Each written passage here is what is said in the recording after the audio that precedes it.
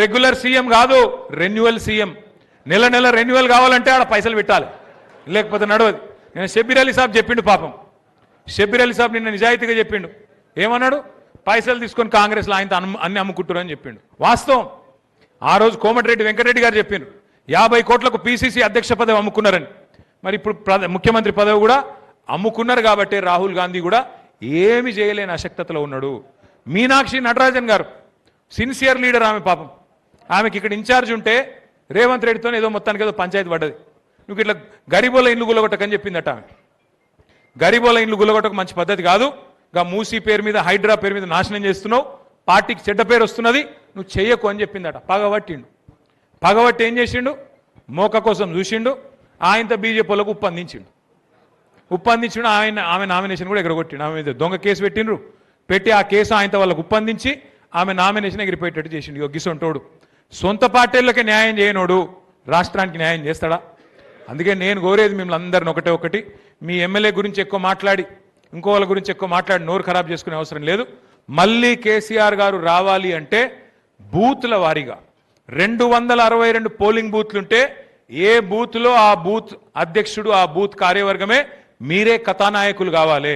మీరే ఒక కేసీఆర్ కావాలి. నేను ఎట్లా ఎగరది గులాబీ జెండా నా బూత్లో, నా నియోజకవర్గంలో, నా మండలంలో, నా గ్రామంలో మీరు గట్టిగా అనుకుంటే తిరుగులేని పరిస్థితిలో మనం గెలుస్తాం. ఉంటాయి, అందరం మనుషులమే, అందరం కూడా అప్పుడప్పుడు తప్పు ఒప్పు చేస్తాం. ఇప్పుడే జీవన్ రెడ్డి గారు ఒక మంచి మాట చెప్పిండ్రు. మనం గెలుస్తామని చెప్పి ఇంట్లో అనుకుంటే నడవది, కరెక్ట్గా పనిచేయాలని. నేను పెద్దలు లక్ష్మీనరసింహరావు గారిని కూడా నేను ఇదివరకే కోరినా, మళ్ళీ కోరుతా ఉన్నాను. నేను కూడా ఒక పని చేస్తా. వేములవాడలోని ప్రతి మండలం నేను పర్సనల్గా వస్తా. ఒక 100-150 మందితో నేను ప్రత్యేకంగా కూర్చుంటా. మీరు దయచేసి ఏమన్నా చిన్న చిన్న లోపాలు ఉంటే, సవరించుకునేటివి ఉంటే నాకు చెప్పండి. లక్ష్మీనరసింహరావు గారితో నా ప్రార్థన 25 తర్వాత తప్పకుండా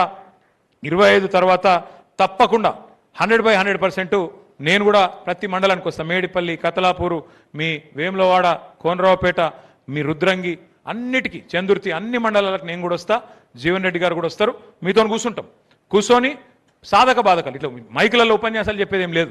సాధక బాధకాలు ఏం చేయాలి, ఏం సమస్యలు ఉన్నాయి స్థానికంగా, వాటి విషయంలో కాంగ్రెస్ ఎంత నిర్లక్ష్యం చేస్తున్నది, ఎట్లా మనం పోరాడాలి, ఏం చేద్దాం. ఎందుకంటే ఇక మనం అన్ని రాష్ట్ర స్థాయి సమస్యలే తీసుకుంటాం, లోకల్ సమస్యలు పట్టించుకోమంటే నడవది. ఏ ఊర్లో ఆ ఊరు సమస్య ఉంటుంది. ఆ ఊరు సమస్య, ఆ ఊరు పరిస్థితిని జాగ్రత్తగా తీసుకోవాల్సి ఉంటుంది.